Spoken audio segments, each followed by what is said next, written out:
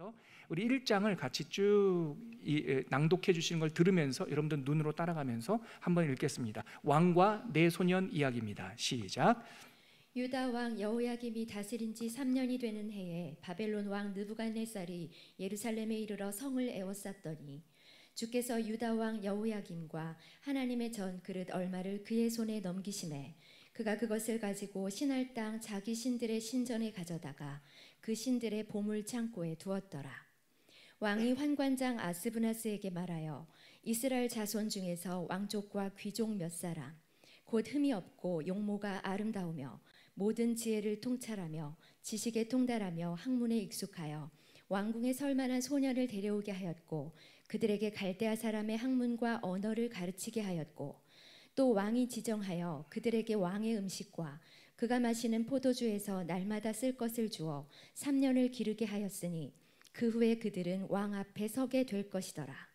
그들 가운데는 유다 자손 곧 다니엘과 하나냐와 미사엘과 아사랴가 있었더니 환관장이 그들의 이름을 고쳐 다니엘은 벨드사살이라 하고 하나냐는 사드락이라 하고 미사엘은 메삭이라 하고 아사랴는 아벳느고라 하였더라. 잠시만요.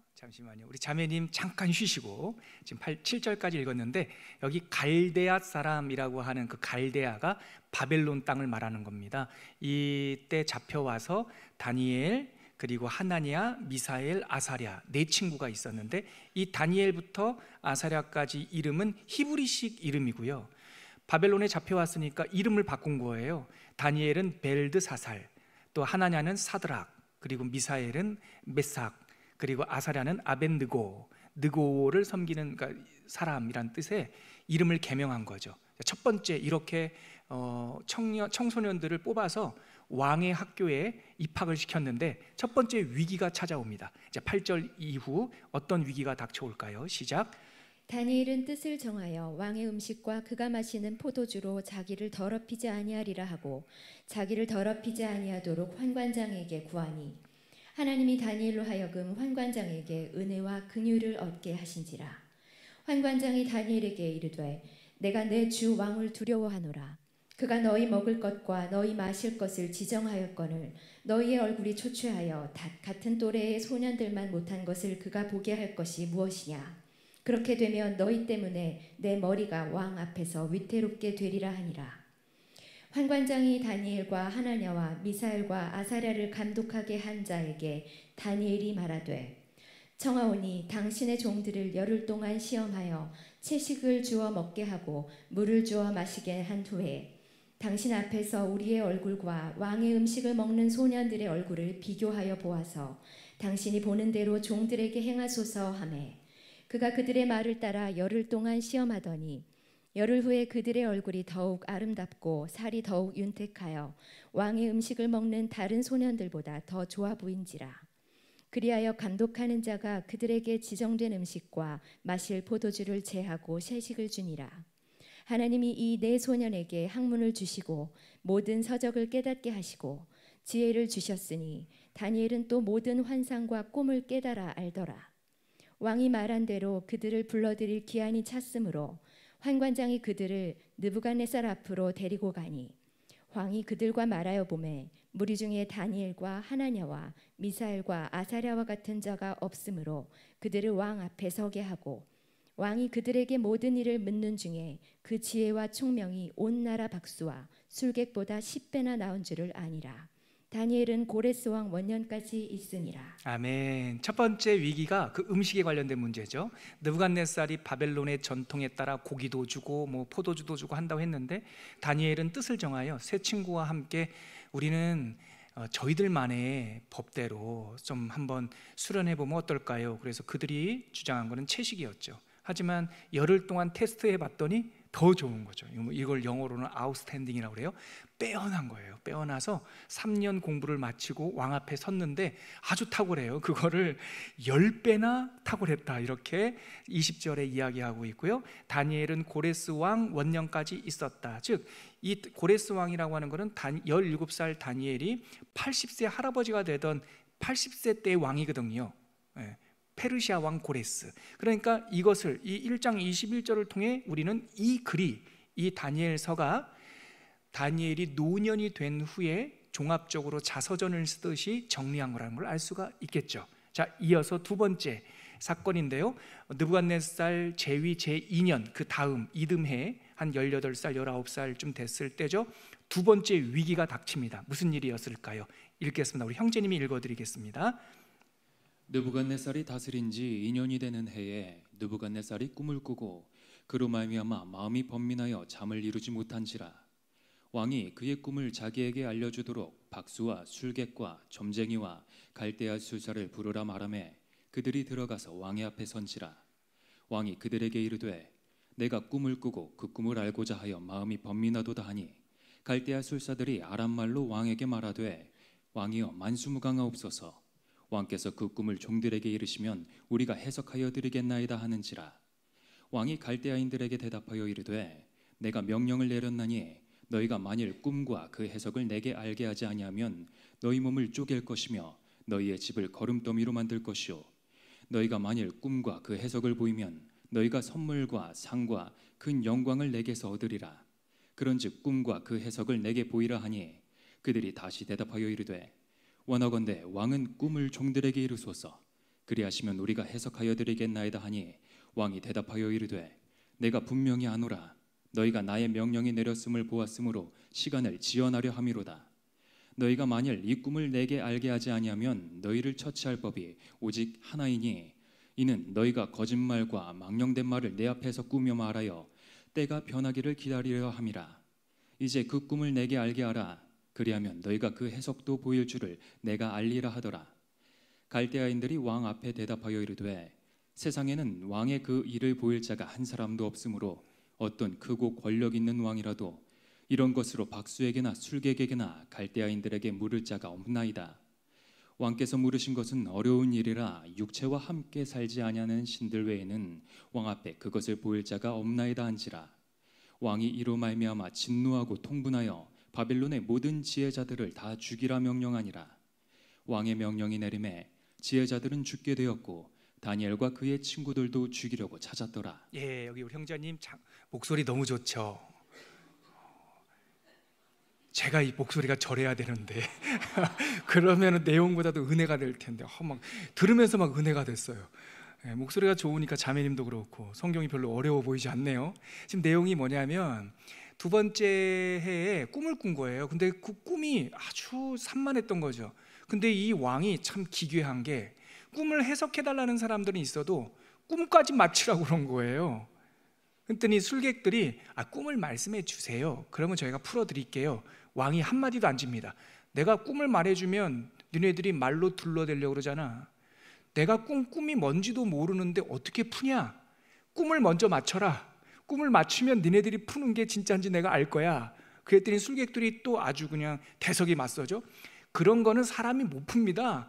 당신이 꿈을 우리가 어떻게 맞춥니까? 신이라도 못합니다. 그러니까 느부갓네살이 보통이 아니에요. 그래? 그럼 하나밖에 없구나. 야, 다 죽여.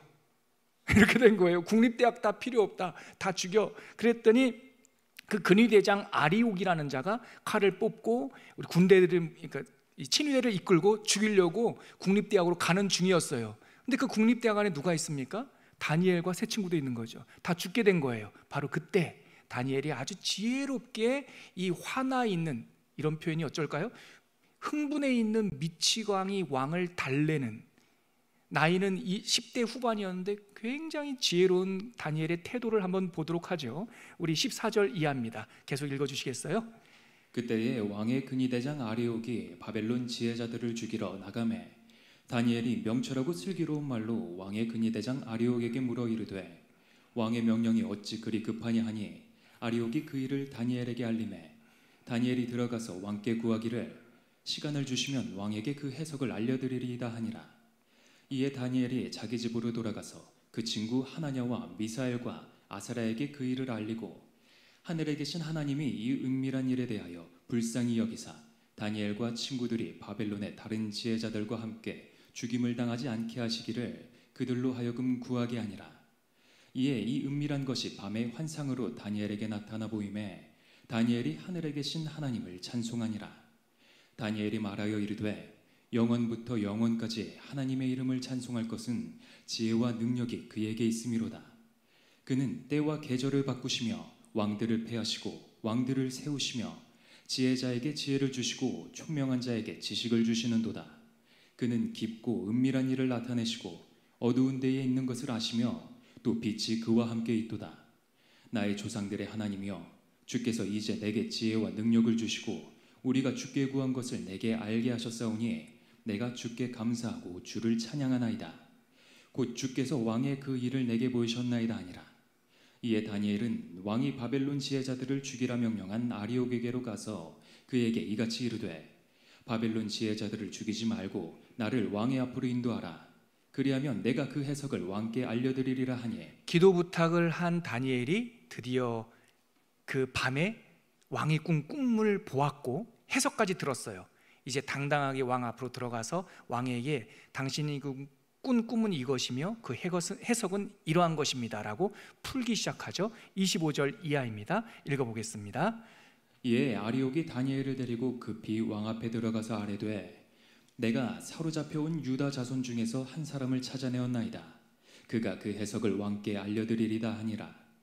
왕이 대답하여 벨드사살이라 이름한 다니엘에게 이르되, 내가 꾼 꿈과 그 해석을 네가 능히 내게 알게 하겠느냐 하니, 다니엘이 왕 앞에 대답하여 이르되, 왕이 물으신 바 은밀한 것은 지혜자나 술객이나 박수나 점쟁이가 능히 왕께 보일 수 없으되 오직 은밀한 것을 나타내시리는 하늘에 계신 하나님이시라. 그가 느부갓네살 왕에게 후일에 될 일을 알게 하셨나이다. 왕의 꿈 곧 왕이 침상에서 머릿속으로 받은 환상은 이러하니이다. 왕이여, 왕이 침상에서 장래일을 생각하실 때에 은밀한 것을 나타내시는 이가 장래일을 왕에게 알게 하셨사오며, 내게 이 은밀한 것을 나타내심은 내가 내 지혜가 모든 사람보다 낮기 때문이 아니라 오직 그 해석을 왕에게 알려서 왕이 마음으로 생각하던 것을 왕에게 알려주려 하심이니이다. 왕이여, 왕이 한 큰 신상을 보셨나이다. 그 신상이 왕의 앞에 섰는데 크고 광채가 매우 찬란하며 그 모양이 심히 두려우니 그 우상의 머리는 순금이요 가슴과 두 팔은 은이요 배와 넓적다리는 노시요 그 종아리는 쇠요 그 발은 얼마는 쇠요 얼마는 진흙이었나이다.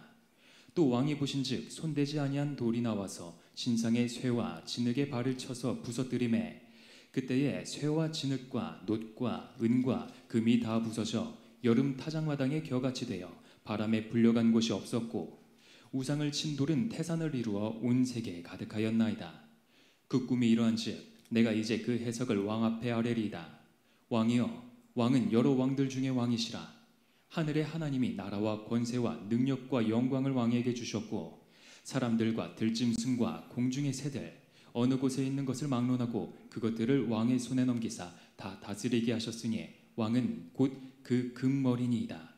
왕을 뒤이어 왕보다 못한 다른 나라가 일어날 것이요 셋째로 또 녹 같은 나라가 일어나서 온 세계를 다스릴 것이며 넷째 나라는 강하기가 쇠가 들이니 쇠는 모든 물건을 부서뜨리고 이기는 것이라.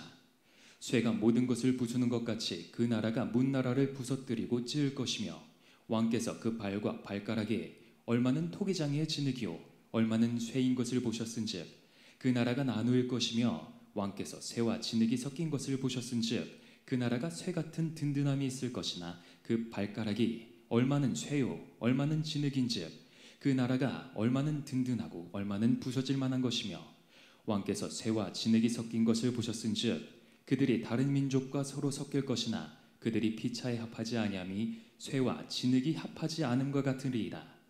이 여러 왕들의 시대에 하늘의 하나님이 한 나라를 세우시리니 이것은 영원히 망하지도 아니할 것이요 그 국권이 다른 백성에게로 돌아가지도 아니할 것이요 도리어 이 모든 나라를 쳐서 멸망시키고 영원히 설 것이라. 손대지 아니한 돌이 산에서 나와서 쇠와 놋과 진흙과 은과 금을 부서뜨린 것을 왕께서 보신 것은 크신 하나님이 장래일을 왕께 알게 하신 것이라. 이 꿈은 참되고 이 해석은 확실하니이다 하니 이에 느부갓네살 왕이 엎드려 다니엘에게 절하고 명하여 예물과 향품을 그에게 주게 하니라. 왕이 대답하여 다니엘에게 이르되 너희 하나님은 참으로 모든 신들의 신이시오 모든 왕의 주제시로다. 네가 능히 이 은밀한 것을 나타내었으니 네 하나님은 또 은밀한 것을 나타내시는 이시로다. 왕이 이에 다니엘을 높여 귀한 선물을 많이 주며 그를 세워 바벨론 온 지방을 다스리게 하며 또 바벨론 모든 지혜자의 어른을 삼았으며 왕이 또 다니엘의 요구대로 사드락과 메삭과 아벳노고를 세워 바벨론 지방의 일을 다스리게 하였고 다니엘은 왕궁에 있었더라. 아멘. 자, 2장에 보니까 느부갓네살 왕의 꿈을 보았고 해석까지 했죠. 느부갓네살 왕이 꾼 꿈은 2장 28절에 보니까 느부갓네살 왕에게 후일에 될 일을 알게 하셨나이다. 이 신상 꿈은 그 신상 큰 형상을 봤는데 이 꿈은 장래에 일어날 일들에 대한 하나님의 지도와 같은 비전, 그림이었던 거죠. 해석을 그 신상이 뭐였냐면 32절에 보세요.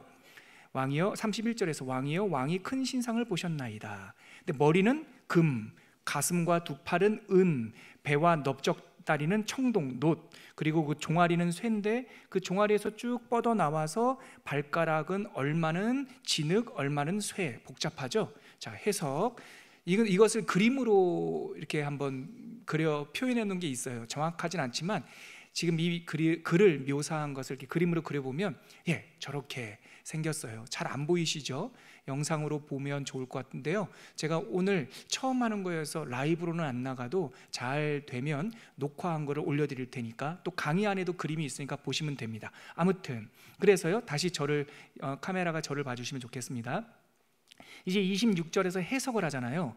왕이요, 그 금으로 된 머리는 누구입니다?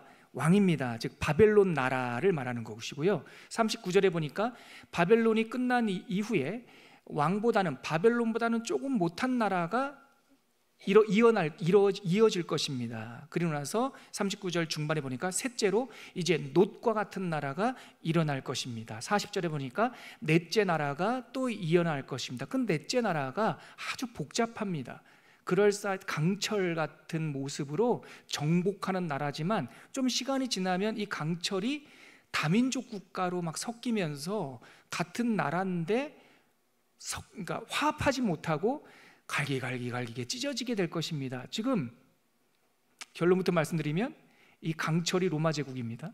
로마 제국이 끝난 다음에 나라가 로마라는 이름은 지금으로부터 200년 신성 로마 제국 오스트리아 황제까지 약 2000년을 이어져 와요. 근데 그 로마가 아니고요.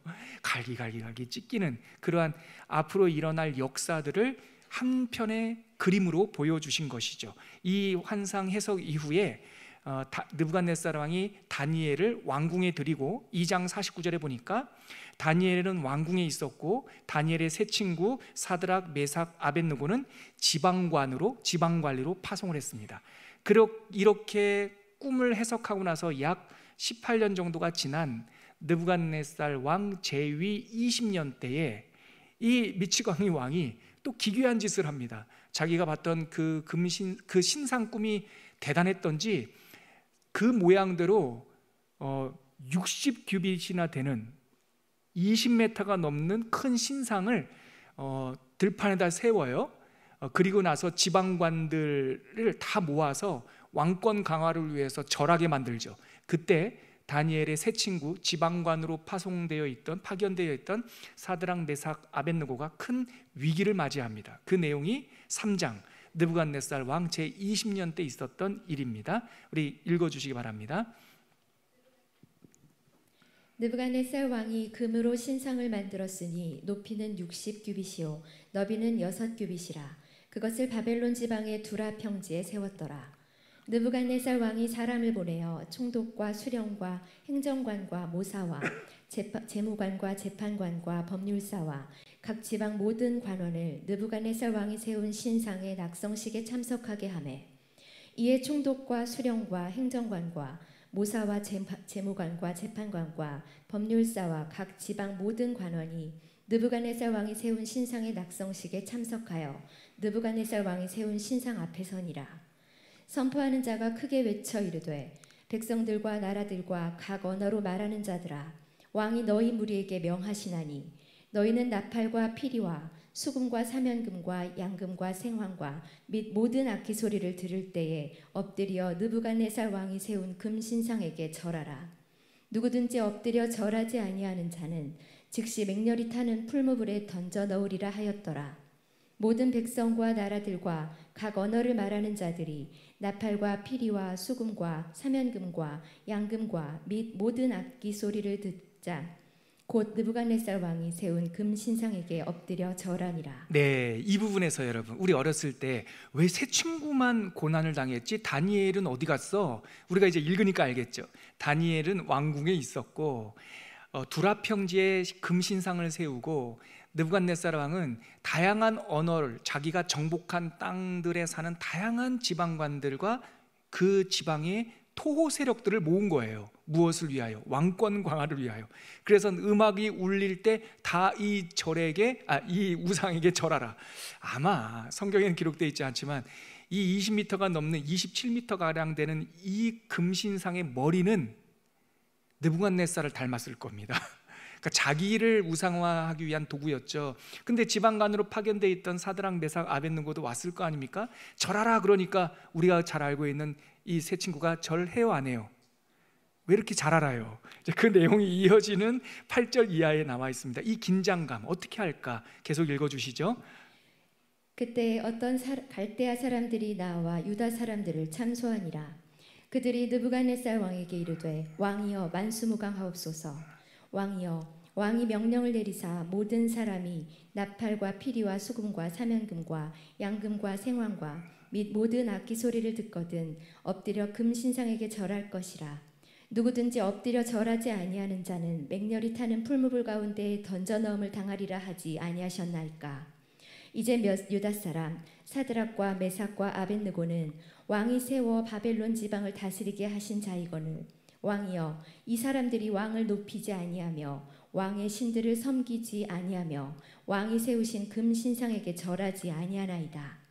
느부갓네살 왕이 노하고 분하여 사드락과 메삭과 아벳느고를 끌어오라 말하매 드디어 그 사람들을 왕의 앞으로 끌어온지라.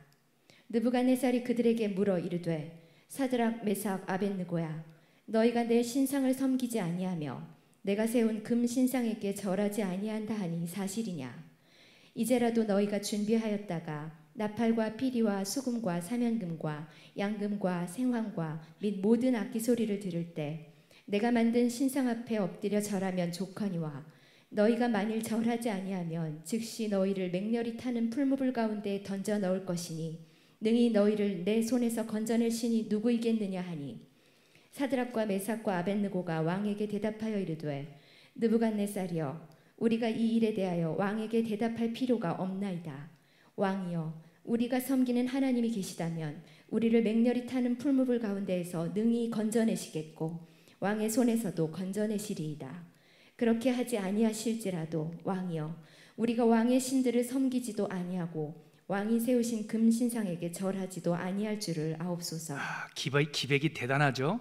여기 18절에 그렇게 하지 아니하실지라도 라고 번역을 했는데 사실 이 번역보다 바로 직전 개역 성경에 있었던 그리 아니하실지라도, 이 유명한 구절이 여기에서 나오는 겁니다. 사실 번역을 좀 바꾸더라도 이미 우리들에게 입에 붙어있는 유명한 구절은 그대로 살려서 번역해도 괜찮을 뻔했어요. 그리 아니하실지라도. 우리에게 주는 메시지가 크죠. 어떻게 됐을까요? 기백은 셌지만 좋았지만 느부갓네살이 불에 던지라 그랬습니다. 19절 이하입니다. 읽어주세요. 다시 잠깐만요. 읽어주세요. 마이크가 안 나오네. 저보고 읽으라는 얘기 같아요. 제가 23절까지 한번 읽겠습니다. 느부갓네살이 분이 가득하여 사드락과 메삭과 아벳느고를 향하여 얼굴빛을 바꾸고 명령하여 이르되 그 풀무불을 뜨겁게 하기를 평소보다 7배나 뜨겁게 하라 하고 군대 중 용사 몇 사람에게 명령하여 사드락과 메삭과 아벳느고를 결박하여 극렬히 타는 풀무불 가운데 던지라 하니라. 그러자 그 사람들을 겉옷과 속옷과 모자와 다른 옷을 다 입은 채 결박하여 맹렬히 타는 풀무불 가운데에 던졌더라. 왕의 명령이 엄하고 풀무불이 심히 뜨거우므로 불꽃이 사드락과 메삭과 아벳느고를 붙든 사람을 태워 죽였고 이 세 사람 사드락과 메삭과 아벳느고는 결박된 채 맹렬히 타는 풀무불 가운데에 떨어졌더라. 불에 떨어진 거예요. 그런데 얼마나 뜨거웠던지 이 세 친구를 불에 던지려고 갔던 사람들, 이 세 친구를 붙잡았던 사람들이 그 곁불에 타서 죽을 정도로 불이 뜨거웠던 거죠. 자, 다 마이크 준비됐을까요? 제가 계속 읽어야 되나요? 네, 준비됐습니다. 여러분 읽는 거 진짜 힘들어요. 네, 우리 자매님, 형제님한테 박수 한번 할까요? 네. 이제 좀 읽었으니까 이제 편안하게 좀 다시 읽을 수 있을 것 같습니다. 자, 24절 이하 읽어주세요. 그때 느부갓네살 왕이 놀라 급히 일어나서 모사들에게 물어 이르되 우리가 결박하여 불 가운데에 던진 자는 세 사람이 아니었느냐 하니 그들이 왕에게 대답하여 이르되 왕이여 옳소이다 하더라. 왕이 또 말하여 이르되 내가 보니 결박되지 아니한 네 사람이 불 가운데로 다니는데 상하지도 아니하였고 그 넷째의 모양은 신들의 아들과 같도다 하고 느부갓네살이 맹렬히 타는 풀무불 악이 가까이 가서 불러 이르되 지극히 높으신 하나님의 종 사드락 메삭 아벳느고야 나와서 이리로 오라 하매 사드락과 메삭과 아벳느고가 불 가운데에서 나온지라. 총독과 지사와 행정관과 왕의 모사들이 모여 이 사람들을 본즉 불이 능히 그들의 몸을 해하지 못하였고 머리털도 그을리지 아니하였고 겉옷빛도 변하지 아니하였고 불탄 냄새도 없었더라. 느부갓네살이 말하여 이르되 사드락과 메삭과 아벳느고의 하나님을 찬송할지로다. 그가 그의 천사를 보내사 자기를 의뢰하고 그들의 몸을 바쳐 왕의 명령을 거역하고 그 하나님 밖에는 다른 신을 섬기지 아니하며 그에게 절하지 아니한 종들을 구원하셨도다. 그러므로 내가 이제 조서를 내리노니 각 백성과 각 나라와 각 언어를 말하는 자가 모두 사드락과 메삭과 아벳느고의 하나님께 경솔히 말하거든 그 몸을 쪼개고 그 집을 걸음터로 삼을지니 이는 이같이 사람을 구원할 다른 신이 없음이니라 하더라. 왕이 드디어 사드락과 메삭과 아벳느고를 바벨론 지방에서 더욱 높이니라. 네, 이것이 느부갓네살 왕 때 있었던 20년 차 때 있었던 위기였는데 잘 극복했습니다. 그리고 나서 시간이 흘러 느부갓네살 왕 집권 35년 차 되던 해에 사장 이야기가 있습니다. 근데 이 사장은 뭐냐면 조서 형식이에요. 자기가 그간 20년 차에서 지금 35년 차 요 사이에 겪었던 두 번째 꿈과 관련된, 그리고 자기가 비천하게 되었다가 다시 거의 정신병에 걸렸었거든요. 다시 회복한 후에 내가 드디어 하나님을 만났다 하면서 조서를 쓰는 형식으로 지난번 꾸었던 두 번째 꿈을 이야기합니다. 때는 이 조서가 사장이 쓰여졌던 때는 느부갓네살 왕 35년 차, 다니엘 나이는 이제 50대, 제 나이쯤 된 50대 초반쯤 되었고요. 이 사장 이야기로 느부갓네살은 무대 뒤로 퇴장하고요. 5장에 들어가면 그의 손자 때가 등장합니다. 자, 사장은 느부갓네살의 말년 때 있었던 조서, 그가 경험했던 두 번째 환상, 꿈에 대한 이야기입니다. 읽어주시기 바랍니다. 느부갓네살 왕은 천하에 거주하는 모든 백성과 나라들과 각 언어를 말하는 자들에게 조서를 내리노라. 원하노니 너희에게 큰 평강이 있을지어다. 지극히 높으신 하나님이 내게 행하신 이적과 놀라운 일을 내가 알게 하기를 즐겨하노라. 참으로 그도다 그의 이적이요 참으로 능하도다 그의 놀라운 일이요 그의 나라는 영원한 나라요 그의 통치는 대대에 이르리로다. 나 느부갓네살이 내 집에 편히 있으며 내 궁에서 평강할 때에 한 꿈을 꾸고 그로 말미암아 두려워하였으니 곧 내 침상에서 생각하는 것과 머릿속으로 받은 환상으로 말미암아 번민하였었노라. 이러므로 내가 명령을 내려 바벨론의 모든 지혜자들을 내 앞으로 불러다가 그 꿈의 해석을 내게 알게 하라였더라.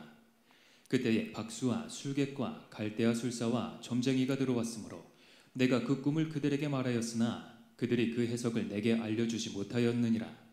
그 후에 다니엘이 내 앞에 들어왔으니 그는 내 신의 이름을 따라 벨드사살이라 이름한 자요 그의 안에는 거룩한 신들의 영이 있는 자라.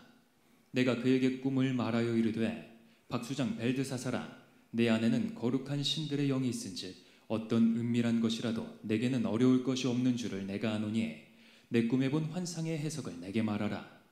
내가 침상에서 나의 머릿속으로 받은 환상이 이러하니라.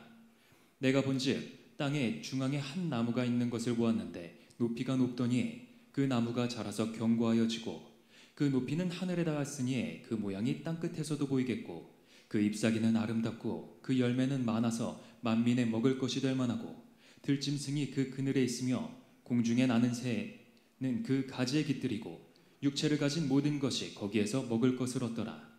내가 침상에서 머릿속으로 받은 환상 가운데에 또 본즉 한 순찰자 한 거룩한 자가 하늘에서 내려왔는데 그가 소리질러 이처럼 이르기를 그 나무를 베고 그 가지를 자르고 그 잎사귀를 떨고 그 열매를 해치고 짐승들을 그 아래에서 떠나가게 하고 새들을 그 가지에서 쫓아내라.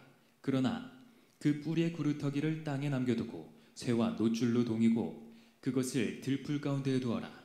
그것이 하늘 이슬에 젖고 땅의 풀 가운데서 짐승과 더불어 제 몫을 얻으리라. 또 그 마음은 변하여 사람의 마음 같지 아니하고 짐승의 마음을 받아 7대를 지내리라. 이는 순찰자들의 명령대로요 거룩한 자들의 말대로이니 지극히 높으신 이가 사람의 나라를 다스리시며 자기의 뜻대로 그것을 누구에게든지 주시며 또 지극히 천한 자를 그 위에 세우시는 줄을 사람들이 알게 하려 함이라 하였느니라.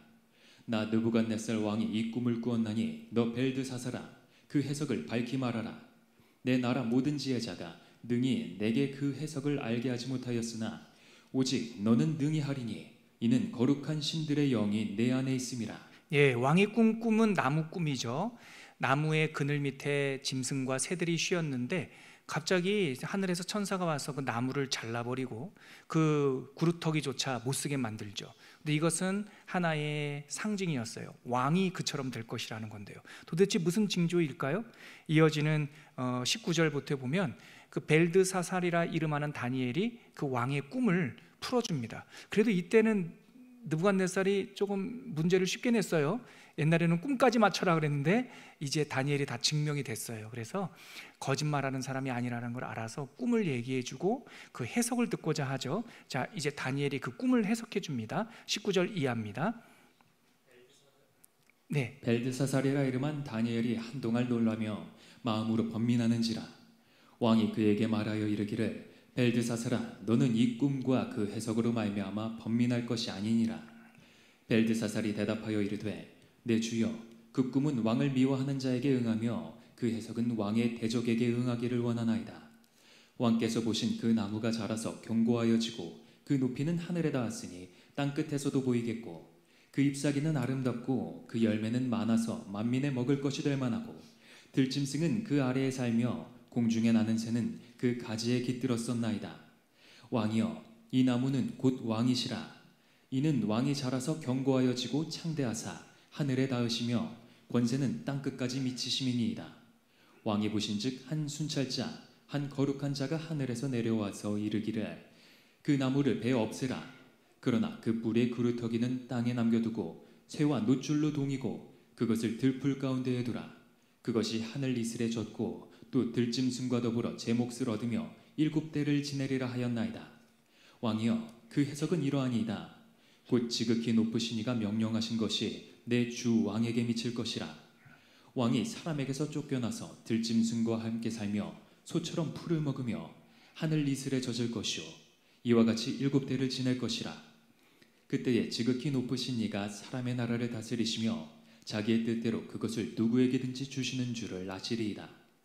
또 그들이 그 나무 뿌리에 그루터기를 남겨두라 하였은즉 하나님이 다스리시는 줄을 왕이 깨달은 후에야 왕의 나라가 견고하리이다. 그런즉 왕이여 내가 아뢰는 것을 받으시고 공의를 행함으로 죄를 사하고 가난한 자를 긍휼히 여김으로 죄악을 사하소서. 그리하시면 왕의 평안함이 혹시 장구하리이다 하니라. 예, 혹시 장구하리이다. 이 말이 뭐예요? 가난한 자에게 구휼미를 베풀고 또 감옥에 있는 사람들을 좀 사면하십시오. 혹시 이 화가 안 닥칠 것 같습니다. 다니엘이 원숙한 50세쯤 되어서 그 꿈을 듣고 나서 좀 주저하죠. 왜 그래요? 이 꿈은 왕의 일이거든요. 그런데 왕의 복이 아니라 왕이 당할 환난 이야기입니다. 왕이 쫓겨날 거래요. 25절 보니까 왕이 사람에게서 쫓겨날 거래요. 쿠데타가 일어날 거랍니다. 그런데 들짐승과 같이 살면서 왕이 풀을 먹고 살 거래요. 왕이 무슨 이유인지 모르겠지만 쫓겨나고 나서 거의 반미치광이가 될 거라는 거죠. 그런데 지금 보세요. 16절에도 그렇게 쫓겨난 후에 짐승과 같은 마음을 받아 7대를 지난다. 또 23절에 보니까 7대를 지날 것입니다. 25절에 보니까 7대를 지날 것입니다. 7대라는 것이 많이 나오죠. 이게 힌트예요. 앞으로 다니엘이 볼 환상의 힌트인데, 여기 일곱, 히브리어로 샤부와라고 하는 것은 7년이나 7달이나 7일을 말하는 게 아니라 온전한 때, 충분한 때, 그것을 알 수 있어요. 왜냐하면 이 일이, 이 쫓겨나서 짐승처럼 사는, 이게 옛날에는 무슨 일일까 했는데 요즘에 정신의학에서 진단병이 나왔잖아요. 옛날에는 진단병이 없었죠. 여러분들 여담으로, 오늘 다 못할 거 됐으니까 좀 천천히 얘기하죠. 다음 주에 선교주일 지나고 그 다음 주에 한 번 더 우리 두 번째 권 7장부터 12장까지 하기로 하고요. 조금 더 이왕 우리가 밝혀드리는 것이 목적이었으니까 조금 더 가도록 하죠. 옛날에는요, 공황장애라는 말 없었어요. 그냥 심장 떨리고 그러면 그냥 우황청심만 드시고 그랬는데, 이 병원에서 처방을 하려면 진단명이 있어야 되거든요. 그래서 현대 정신의학에서 수많은 진단, 불안장애, 공황장애, 우울증 다 나오죠. 그런 것처럼 옛날에 이런 일들이 간혹 있었어요. 사람이 가끔 자기를 사람이 아니라 짐승으로 생각하는 정신질환이에요. 느부갓네살이 얼마나 충격을 받았던지 사람들에 의해서 쫓겨난 후에 정신병에 걸렸어요. 자기를 소라고 생각한 거예요. 짐승으로. 그렇게 7대, 즉 얼마인지 모르겠지만 정한 때가 지난 후에 이 왕에게 제정신이 들어왔습니다. 그러고 나서 왕의 왕권을 회복하죠. 그 일이 이 예언, 꿈으로 드러났고, 이 꿈이 이루어지지 않기를 바라면서 원숙한 다니엘은, 왕이여, 이거는 흉몽입니다. 그러니 죄인들을 좀 사면해 주시고 가난한 자에게 긍휼미를 베풀어 주시면 이 화가 미치지 않을 수도 있지 않을까요? 그렇게 마무리를 한 거예요, 27절에. 그런데 28절 이하 그렇게 됐을까요? 그렇게 안 되고 이 꿈이 그대로 느부갓네살에게 닥쳤어요. 28절 이하 읽어주시기 바랍니다. 이 모든 일이 다 나 느부갓네살 왕에게 임하였느니라. 12달이 지난 후에 내가 바벨론 왕궁 지붕에서 거닐세, 나 왕이 말하여 이르되, 이 큰 바벨론은 내가 능력과 권세로 건설하여 나의 도성으로 삼고 이것으로 내 위엄의 영광을 나타낸 것이 아니냐 하였더니, 이 말이 아직도 나 왕의 입에 있을 때에 하늘에서 소리가 내려 이르되, 느부갓네살 왕아, 내게 말하노니 나라의 왕위가 내게서 떠났느니라. 내가 사람에게서 쫓겨나서 들짐승과 함께 살면서 소처럼 풀을 먹을 것이요, 이와 같이 7대를 지내서 지극히 높으신 이가 사람의 나라를 다스리시며 자기의 뜻대로 그것을 누구에게든지 주시는 줄을 알기까지 이르리라 하더라. 바로 그때에 이 일이 나 느부갓네살에게 응함으로 내가 사람에게서 쫓겨나서 소처럼 풀을 먹으며 몸이 하늘 이슬에 젖고 머리털이 독수리 털과 같이 자랐고 손톱은 새 발톱과 같이 되었더라. 그 기한이 참에 나 느부갓네살이 하늘을 우러러 보았더니 내 총명이 다시 내게로 돌아온지라. 이에 내가 지극히 높으신 이에게 감사하며 영생하시는 이를 찬양하고 경배하였나니, 그 권세는 영원한 권세요, 그 나라는 대대에 이르리로다. 땅의 모든 사람들을 없는 것 같이 여기시며 하늘의 군대에게든지 땅의 사람에게든지 그는 자기 뜻대로 행하시나니, 그의 손을 금하든지 혹시 이르시기를 내가 무엇을 하느냐고 할 자가 아무도 없도다. 그때에 내 총명이 내게로 돌아왔고 또 내 나라의 영광에 대하여 내 위엄과 광명이 내게로 돌아왔고 또 나의 모사들과 관원들이 내게 찾아오니 내가 내 나라에서 다시 세움을 받고 또 지극한 위세가 내게 더하였느니라. 그러므로 지금 나 느부갓네살은 하늘의 왕을 찬양하며 칭송하며 경배하노니, 그의 일이 다 진실하고 그의 행하심이 의로우심으로 교만하게 행하는 자를 그가 능히 낮추심이라. 왕이 철든 거예요. 재위 35년 차 때. 그 사이 어간에 이러한 정말 낭패, 어려운 일이 있었고, 그래서 그 예언대로 그것이 그의 삶에 쏟아졌고, 34절 보십시오.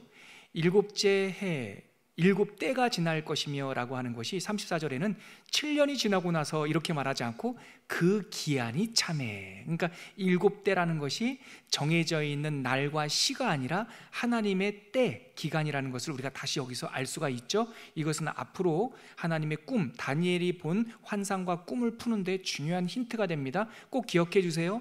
7때라고 하는 것은 7년, 7개월, 7일 숫자를 말하는 것이 아니라 어떤 하나님께서, 하나님만 아시는 때를 말하는 것이다. 이렇게 35년 재위를 마치고 느부갓네살은 사람들 앞에 간증한 후에 얼마 있다가 소천하고요. 나라가 아주 그냥 난리가 납니다. 그래서 쿠데타가 반복적으로 일어나고 그렇게 정말 괴로운 한 10여 년의 시간이 흐른 후에 그의 외손자 벨사살이라고 하는 왕이 다스리고 있을 때입니다. 벨사살은 신바벨로니아 제국의 마지막 왕이고, 이 사람은 나보니두스라고 하는 장군의 아들이에요. 아니 목사님, 느부갓네살의 외손자라며요. 네, 나보니두스는 장군이었는데 모든 쿠데타를 진압하고 실권자가 되었어요. 그리고 왕이 되었죠. 근데 명분이 없잖아요. 그래서 나보니두스 장군은 느부갓네살의 딸 니토크리스라고 하는 공주와 결혼을 해요. 그래서 명분을 확보하고, 그 니토크리스와 나보니두스라고 하는 장군 사이에서 태어난 사람이 벨사자르라고 하는 이 왕이고, 그래서 근데 나보니두스는 천상 군인이니까 그래서 변방에 나가서 전쟁을 많이 했어요. 이때는 지금 우리가 5장을 읽을 텐데, 이게 벨사살 왕의 말년 때 마지막 순간입니다. 나라가 망하는 순간. 이때 아버지 나보니두스는 아라비아 정벌로 나가 있었어요. 10년 동안. 그래서 바벨론 왕궁은 그의 아들 벨사살이 다스리고 있었고, 그래서 나라의 질서로는 제1왕이 누구냐, 태왕이 누구냐면 나보니두스, 그리고 바벨론 왕궁을 다스리는, 물론 그의 어머니 니토크리스가 뒤에서 섭정했겠죠. 이 벨사살이 두 번째 권세였어요. 그 나라의 질서에 따라서. 바로 그 벨사살이라고 하는 왕의 아들이 흥청망청하고 있을 때 제국의 마지막 날이 다가옵니다. 그것이 5장 이야기예요. 시간이 훌쩍 지났고, 이때 다니엘의 나이는 한 70세 중반쯤 됐을 때입니다. 70세 중반. 자, 5장 우리 읽어주시기 바랍니다. 벨사살 왕이 그의 귀족 1000명을 위하여 큰 잔치를 베풀고 그 1000명 앞에서 술을 마시니라. 벨사살이 술을 마실 때에 명하여 그의 부친 느부갓네살이 예루살렘 성전에서 탈취하여 온 금, 은그릇을 가져오라고 명하였으니, 이는 왕과 귀족들과 왕후들과 후궁들이 다 그것으로 마시려 함이었더라. 이에 예루살렘 하나님의 전 성소에서 탈취하여 온 금 그릇을 가져오매 왕이 그 귀족들과 왕후들과 후궁들과 더불어 그것으로 마시더라. 그들이 술을 마시고는 그 금, 은, 구리, 쇠, 나무, 돌로 만든 신들을 찬양하니라. 여기서 보세요. 2절에서 벨사살의 부친이 느부갓네살로 나오는데 아버지라는 뜻이 아니에요. 히브리어 아람어에서는 아바 그러면 할아버지도 부친이고요, 할아버지도 부친이에요. 그래서 여기서 말하는 부친은 바로 나의 혈육적 아버지를 말하는 것이 아니라 우리 할아버지, 우리 조상이라는 뜻이죠. 그래서 벨사살이 느부갓네살의 외손, 그 계열임을 알게 되는데요. 느부갓네살이 예루살렘 성전에서 전리품으로 뺏어온 예루살렘 성전의 예배 기물들을 가지고 이 넉나간 술주정뱅이 벨사살이 그걸로 술잔치를 벌이고 있는 거예요. 그걸로 마시면서 금과 은과 나무로 만든 온갖 우상들을 막 칭송하고 있었죠. 하나님이 노하셨어요. 그래서 그 벨사살의 연회라고 하는 유명한 그림으로도 남아있는데, 혹시 방송실이 준비되는지 모르겠습니다. 벨사살의 연회라고 바로 이 장면을 많은 그 르네상스 이 화가들이 그림으로 그리기도 했어요. 준비가 안 됐나 보네요. 강의 안에 있습니다, 여러분. 그래서 그렇게 흥청망청하고 있을 때 갑자기 무슨 징조가 일어났습니다. 5절 이하예요. 읽어주시기 바랍니다. 그때 사람의 손가락들이 나타나서 왕궁 촛대 맞은편 석회벽에 글자를 쓰는데 왕이 그 글자 쓰는 손가락을 본지라. 이에 왕의 즐기던 얼굴빛이 변하고 그 생각이 번민하여 넓적다리 마디가 녹는 듯하고 그의 무릎이 서로 부딪힌지라. 왕이 크게 소리질러 술객과 갈대아 술사와 점쟁이를 불러오게 하고 바벨론의 지혜자들에게 말하되, 누구를 막론하고 이 글자를 읽고 그 해석을 내게 보이면 자주색 옷을 입히고 금사슬을 그의 목에 걸어주리니 그를 나라의 셋째 통치자로 삼으리라 하니라. 그때 왕의 지혜자가 다 들어왔으나 능히 그 글자를 읽지 못하며 그 해석을 왕께 알려주지 못하는지라. 그러므로 벨사살 왕이 크게 번민하여 그의 얼굴빛이 변하였고 귀족들도 다 놀라니라. 왕비가 왕과 그 귀족들의 말로 말미암아 잔치하는 궁에 들어왔더니 이에 말하여 이르되 왕이여 만수무강하옵소서. 왕의 생각을 번민하게 하지 말며 얼굴빛을 변할 것도 아니니이다. 왕의 나라에 거룩한 신들의 영이 있는 사람이 있으니 그 곧 왕의 부친 때에 있던 자로서 명철과 총명과 지혜가 신들의 지혜와 같은 자니이다. 왕의 부친 느부갓네살 왕이 그를 세워 박수와 술객과 갈대아 술사와 점쟁이의 어른을 삼으셨으니 왕이 벨드사살이라 이름하는 이 다니엘은 마음이 민첩하고 지식과 총명이 있어 능히 그 꿈을 해석하며 은밀한 말을 밝히며 의문을 풀 수 있었나이다. 이제 다니엘을 부르소서. 그리하시면 그가 그 해석을 알려드리리이다. 네, 이제 70세 중반쯤 된 그 아주 원숙한 지혜자를 부르는 거죠, 다니엘. 근데 보세요, 벨사살이 얼마나 놀랐던지 무릎이 부딪힐 정도로 닥닥닥닥 떨었다는 거죠. 요즘 애니메이션에서는 이가 부딪히는 모양으로도 나오죠. 그런데 얼마나 떨렸던 이 사람이 이 글자, 누구도 읽을 수 없고 풀 수 없는 이 글자를 풀어주면, 자 7절의 끝에 보니까 그를 나라의 셋째 통치자로 삼겠노라. 이게 여기서만 나오는 표현이거든요. 이게 무슨 뜻이냐? 바로는 버금이라고 말하잖아요. 나 다음으로. 왜 셋째 통치자냐? 제가 말씀드렸듯이 아버지가 따로 전쟁터의 제1 태왕이고 자기가 둘째 아들이니까 셋째로 말한 거고요. 그가 번민할 때 10절에 보니까 왕비가 와서 우리의 부친 느부갓네살 때에 다니엘이라는 사람이 있지 않습니까? 이 왕비가 니토크리스입니다. 벨사살의 어머니가 와서 왕이여 아들아 걱정하지 말아라. 다니엘을 부르면 된다. 그래서 다니엘을 불러온 거죠. 이제 느그막히 다니엘이 노구를 이끌고 벨사살 앞에 왔습니다. 드디어 그 벽에 쓰여진 글자를 해석하기 시작하죠. 13절 이하입니다. 시작. 이에 다니엘이 부름을 받아 왕의 앞에 나오매 왕이 다니엘에게 말하되 네가 나의 부왕이 유다에서 사로잡아온 유다 자손 중에 그 다니엘이냐? 내가 네게 대하여 들은즉 네 안에는 신들의 영이 있으므로 네가 명철과 총명과 비상한 지혜가 있다 하도다. 지금 여러 지혜자와 술객을 내 앞에 불러다가 그들에게 이 글을 읽고 그 해석을 내게 알라 하였으나 그들이 다 그 해석을 내게 보이지 못하였느니라. 내가 네게 대하여 들은즉 너는 해석을 잘하고 의문을 푼다 하도다.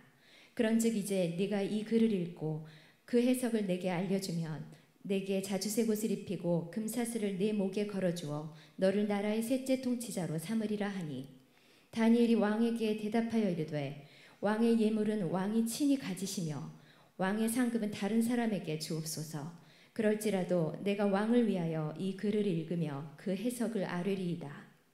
왕이여 지극히 높으신 하나님이 왕의 부친 느부갓네살에게 나라와 큰 권세와 영광과 위엄을 주셨고 그에게 큰 권세를 주셨으므로 백성들과 나라들과 언어가 다른 모든 사람들이 그의 앞에서 떨며 두려워하였으며 그는 임의로 죽이며 임의로 살리며 임의로 높이며 임의로 낮추었더니 그가 마음이 높아지며 뜻이 완악하여 교만을 행함으로 그의 왕위가 패한 바 되며 그의 영광을 빼앗기고 사람 중에서 쫓겨나서 그의 마음이 들짐승의 마음과 같았고 또 들나귀와 함께 살며 또 소처럼 풀을 먹으며 그의 몸이 하늘 이슬에 젖었으며 지극히 높으신 하나님이 사람 나라를 다스리시며 자기의 뜻대로 누구든지 그 자리에 세우시는 줄을 알기에 이르렀나이다. 벨사살이여 왕은 그의 아들이 되어서 이것을 다 알고도 아직도 마음을 낮추지 아니하고 도리어 자신을 하늘의 주제보다 높이며 그의 성전 그릇을 왕 앞으로 가져다가 왕과 귀족들과 왕후들과 후궁들이 다 그것으로 술을 마시고 왕이 또 보지도 듣지도 알지도 못하는 금, 은, 구리, 쇠와 나무, 돌로 만든 신상들을 찬양하고 도리어 왕의 호흡을 주장하시고 왕의 모든 길을 작정하시는 하나님께는 영광을 돌리지 아니한지라. 이러므로 그의 앞에서 이 손가락이 나와서 이 글을 기록하였나이다. 기록된 글자는 이것이니 곧 메네, 메네, 데겔, 우바르시니라. 그 글을 해석하건대 메네는 하나님이 이미 왕의 나라의 시대를 세워서 그것을 끝나게 하셨다 하며 데겔은 왕을 저울에 달아보니 부족함이 보였다 하며 베레스는 왕의 나라가 나뉘어서 메대와 바사 사람에게 준바되었다 함이니이다 하니 이에 벨사살이 명하여 그들이 다니엘에게 자주색 옷을 입히게 하며 금사슬을 그의 목에 걸어주고 그를 위하여 조서를 내려 나라의 셋째 통치자로 삼으니라. 그날 밤에 갈대아 왕 벨사살이 죽임을 당하였고 메대 사람 다리오가 나라를 얻었는데 그때 다리오는 62세였더라. 글자가 풀린 거예요.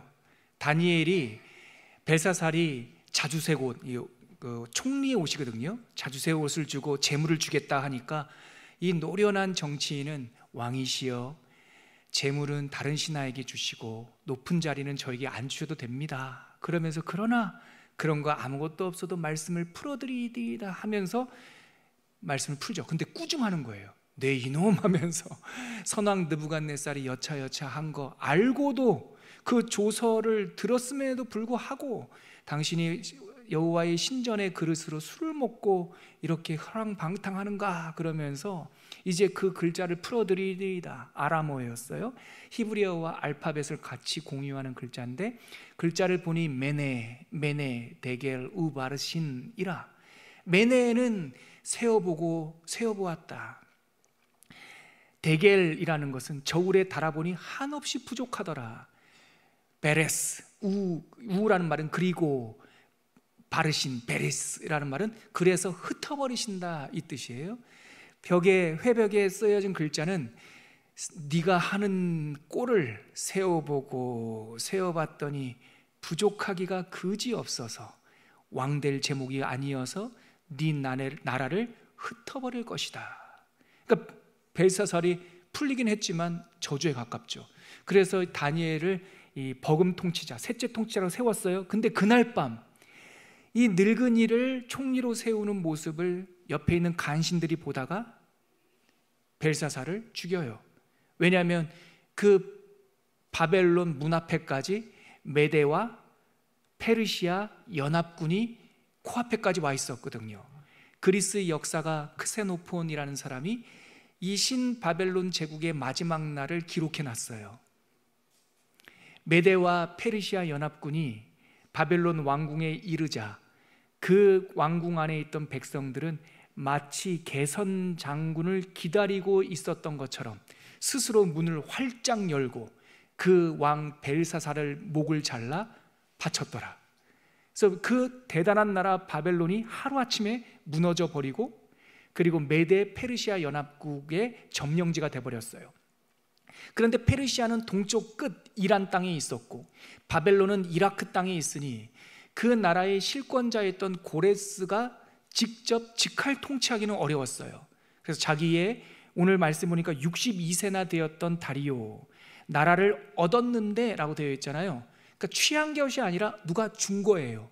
즉 자기 족보로 따지면 자기 외손, 자기 조카뻘 되는 고레스가 그 메대 지역, 바벨론 지역 바로 북쪽에 있던 메디아의 왕이었던 다리오를 삼촌이 이 바벨론을 다스리세요 하고 다리오를 세운 거예요. 잠깐.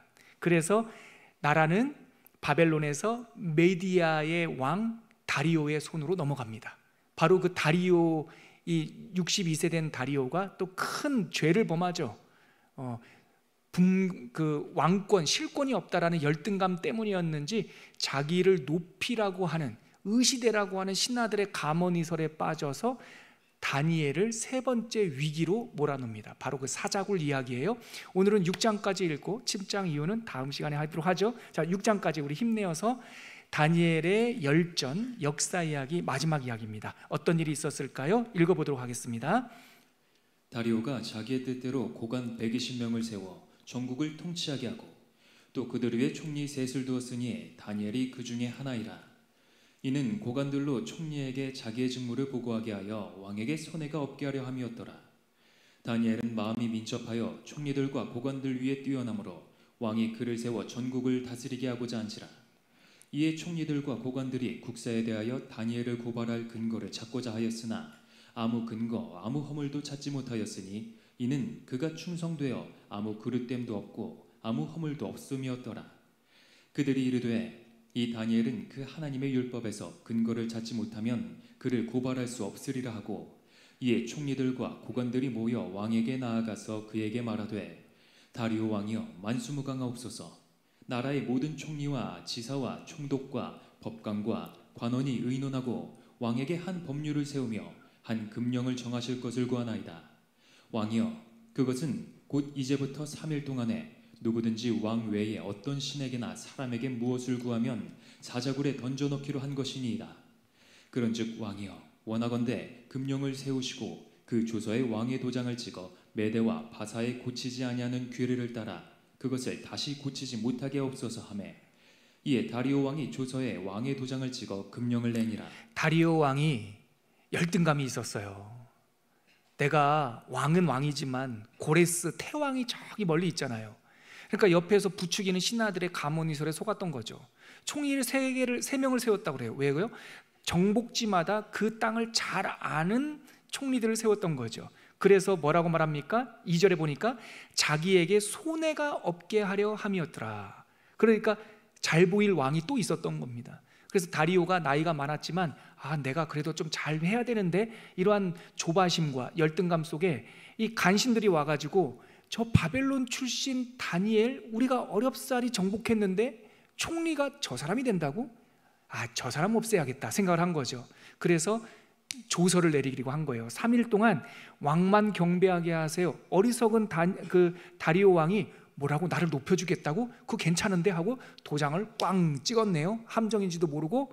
그래서 다니엘이 그것을 본 거죠. 이때 나이가 거의 80이 넘은 나이입니다. 완전히 할아버지죠. 호호 할아버지. 원숙한 정치인, 산전, 수전, 공중전, 우주전까지 다 겪은 우리 다니엘이었어요. 자, 어떤 일이 벌어질까요? 10절 이하 읽겠습니다. 다니엘이 이 조서에 왕의 도장이 찍힌 것을 알고도 자기 집에 돌아가서는 윗방에 올라가 예루살렘으로 향한 창문을 열고 전에 하던 대로 하루 3번씩 무릎을 꿇고 기도하며 그의 하나님께 감사하였더라. 그 무리들이 모여서 다니엘이 자기 하나님 앞에 기도하며 간구하는 것을 발견하고 이에 그들이 나아가서 왕의 금령에 관하여 왕께 아뢰되 왕이여 왕이 이미 금령에 왕의 도장을 찍어서 이제부터 3일 동안에는 누구든지 왕 외에 어떤 신에게나 사람에게 구하면 사자굴에 던져넣기로 하지 아니하였나이까 하니 왕이 대답하여 이르되 이 일이 확실하니 메대와 바사에 고치지 못하는 규례니라 하는지라. 그들이 왕 앞에서 말하여 이르되 왕이여 사로잡혀온 유다 자손 중에 다니엘이 왕과 왕의 도장에 찍힌 금령을 존중하지 아니하고 하루 3번씩 기도하나이다 하니 왕이 이 말을 듣고 그로 말미암아 심히 근심하여 다니엘을 구원하려고 마음을 쓰며 그를 건져내려고 힘을 다하다가 해가 질 때에 이르렀더라. 그 무리들이 또 모여 왕에게로 나와서 왕께 말하되 왕이여 메대와 바사의 규례를 하시거니와 왕께서 세우신 금령과 법도는 고치지 못할 것이니이다 하니. 네, 제가 아까 다른 신을 숭배하는 걸 3일 동안 말을 실수를 했는데 가르치는 사람이 잘해야 될 것 같아요. 우리 현진 형제님이 성경 읽다가 30일을 3일로 읽으시네요. 제가 큰일 났다 싶어서 제가 잠깐 멈췄어요. 3일이 아니라 30일 동안입니다. 근데 이 다리오 왕이 귀가 얇아가지고 간신들의 말을 들었지만 사실 다리오 왕은 다니엘을 상당히 귀하게 여겼거든요. 근데 자기가 생각 없이 찍었던 그 칙령에 의해서 자기가 사랑하는 다니엘이 잡혀오니까 이거 풀어주고 싶었던 거예요. 그때 간신들이 드디어 낯색이 싹 변하면서 왕이여 왕이더라도 이 조서를 바꿀 수가 없습니다. 이것이 메대와 페르시아의 법이 아닙니까? 이게 또 어디에 나옵니까? 왕이더라도 도장이 찍은 거는 바꿀 수 없다. 에스더서에 나오는 배경입니다. 그래서 에스더서에서도 조서가 한번 나간 후에 취소를 못 하잖아요. 그것처럼 그랬더니 다리오가 완전히 함정에 빠진 거죠. 영락없이 사자굴에 자기가 사랑하는 다니엘을 넣어야겠구나. 그래서 애타하는 거예요. 자, 16절 이하 읽어주시기 바랍니다. 이에 왕이 명령하매 다니엘을 끌어다가 사자굴에 던져넣는지라. 왕이 다니엘에게 이르되 네가 항상 섬기는 너의 하나님이 너를 구원하시리라 하니라. 이에 돌을 굴려다가 굴 어귀를 막음에 왕이 그의 도장과 귀족들의 도장으로 봉하였으니 이는 다니엘에 대한 조치를 고치지 못하게 하려 함이었더라. 왕이 궁에 돌아가서는 밤이 새도록 금식하고 그 앞에 오락을 그치고 잠자기를 마다하니라. 이튿날에 왕이 새벽에 일어나 급히 사자굴로 가서 다니엘이 든 굴에 가까이 이르러서 슬피 소리질러 다니엘에게 묻되 살아계시는 하나님의 종 다니엘아, 네가 항상 섬기는 네 하나님이 사자들에게서 능히 너를 구원하셨느냐 하니라. 다니엘이 왕에게 아뢰되 왕이여, 원하건대 왕은 만수무강하옵소서. 나의 하나님이 이미 그의 천사를 보내어 사자들의 입을 봉하셨으므로 사자들이 나를 상해하지 못하였사오니 이는 나의 무죄함이 그 앞에 명백함이 오며 또 왕이여, 나는 왕에게도 해를 끼치지 아니하였나이다 하니라. 왕이 심히 기뻐서 명하여 다니엘을 굴에서 올리라 하매 그들이 다니엘을 굴에서 올린즉 그의 몸이 조금도 상하지 아니하였으니 이는 그가 자기의 하나님을 믿음이었더라. 왕이 말하여 다니엘을 참소한 사람들을 끌어오게 하고 그들을 그들의 처자들과 함께 사자굴에 던져넣게 하였더니 그들이 굴 바닥에 닿기도 전에 사자들이 곧 그들을 움켜서 그 뼈까지도 부서뜨렸더라. 이래 다리오 왕이 온 땅에 있는 모든 백성과 나라들과 언어가 다른 모든 사람들에게 조서를 내려 이르되 원하건대 너희에게 큰 평강이 있을지어다. 내가 이제 조서를 내리노라. 내 나라 관할 아래 있는 사람들은 다 다니엘의 하나님 앞에서 떨며 두려워할지니 그는 살아계시는 하나님이시오 영원히 변하지 아니하시리시며 그의 나라는 멸망하지 아니할 것이요 그의 권세는 무궁할 것이며 그는 구원도 하시며 건져내기도 하시며 하늘에서든지 땅에서든지 이적과 기사를 행하시는 이로써 다니엘을 구원하여 사자의 입에서 벗어나게 하였음이라 하였더라. 이 다니엘이 다리오 왕의 시대와 바사 사람 고레스 왕의 시대에 형통하였더라. 네, 이게 다니엘의 열전 마지막 장면인데요. 다리오 왕이 어리석어 그 노파심의 그 간절함 때문에 도장을 찍었지만 다니엘이 잡혀가는 모습을 보고 막 순애보 같죠. 잠도 못 자고 음식도 못 먹고 새벽같이 일어나서 그 사자굴에 있는 다니엘을 다니엘아 다니엘아 하나님이 너를 구원하셨더냐, 아주 태연하게 네 하나님이 저를 구원하셨습니다. 그러면서 기적으로 다니엘의 무죄함이 증명되니까 그 참소하였던 간신들의 처자까지 사자굴에 던지는 장면. 그러면서 다리오가 이 나이 지긋한 다리오가 조서를 내려서 하늘의 하나님 이 유다인들의 하나님을 칭송하죠. 이 다리오 왕은 나이가 많아 한 2년 정도 왕좌에 있다가 젊은 왕 자기의 조카뻘 되는 고레스가 제국을 정비한 후에 바벨론 땅까지 친정을 다 합니다. 그리고 나서 고레스 원년 때 고레스 칙령을 발표하죠. 그것이 하나님께서 유다인들을 그 땅으로 돌려보내게 하셨느니라. 그러니까 다니엘의 이 삶이 70년이 마치고 이스라엘 백성이 다시 돌아오는 고레스 칙령의 하나의 또 조그마한 점 역할을 한 것이죠. 오늘은 여기까지만 읽을게요. 12장을 6장 읽었는데 18분 된 거 보니까 저희들의 욕심이 과했습니다. 다음 주에 선교주일, 여러분 재미있죠? 반응을 잘 해주셔야지 지금 투비 컨티뉴도 하죠. 재미있죠? 어떤 내용인지 알겠죠? 근데 이제 7장부터 12장은 이제 다니엘이 봤던 묵시 이야기고 웨스트민스터 신학대학교 구약학 교수인 에드워드 영이 말하기를 구약 성경에서 제일 어려운 본문이 7장에 있어요.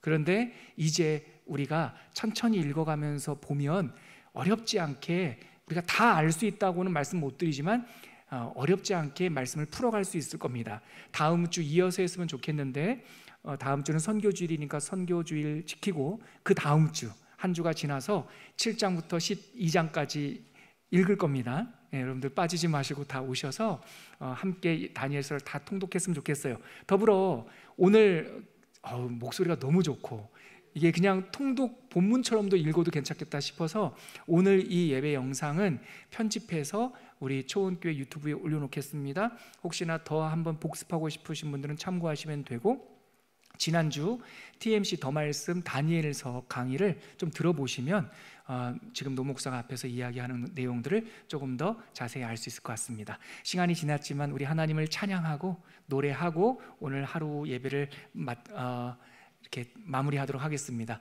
우리가 하나님께 올려드릴 찬양은 주님을 예배하는 것, 주님을 예배하는 것, 주님을 기뻐하는 것이 우리의 지혜입니다, 명철입니다 라고 하는 가사인데요, 가사를 생각하면서 하나님께 올려드리겠습니다.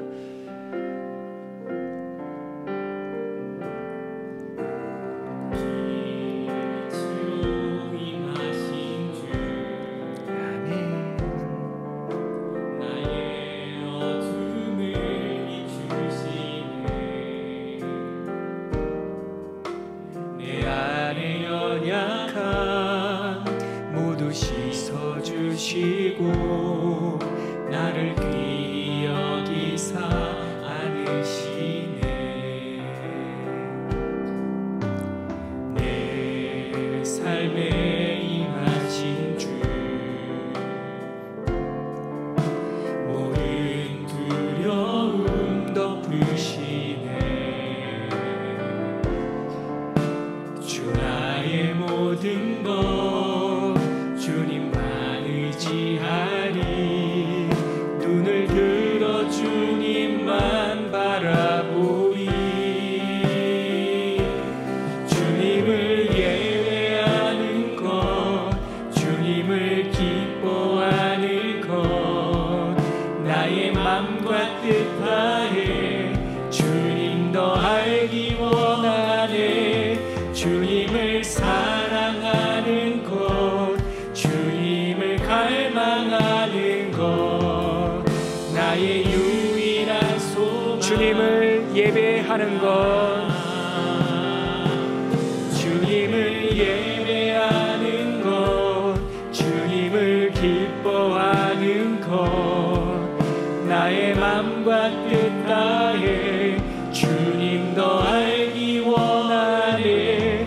주님을 사랑하는 것, 주님을 갈망하는 것, 나의 유일한 소망이라.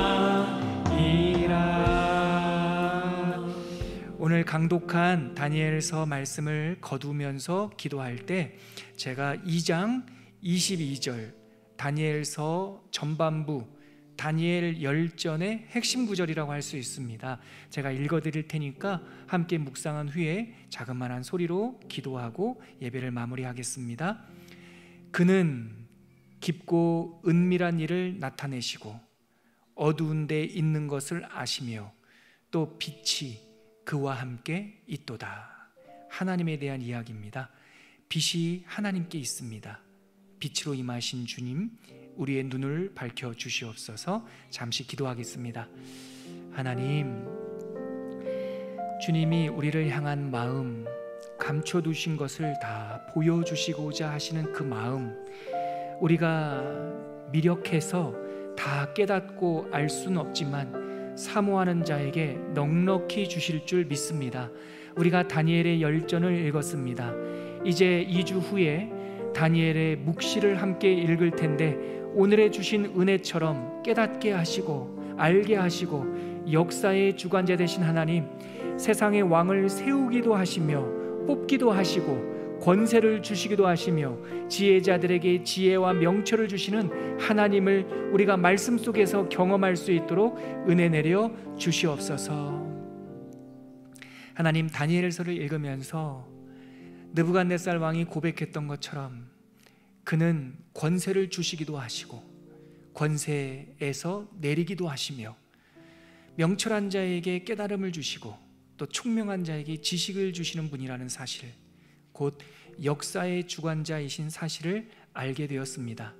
이 다니엘의 이야기가 우리들에게 용기가 되게 하여 주셔서 우리가 작은 평범한 사람처럼 세상을 살지만 하나님의 손에 붙들린 사람, 하나님께서 우리의 머리털까지 세신다라고 하는 그 사실을 잊지 않고 담대하게 세상을 이길 수 있도록 인도하여 주시옵소서.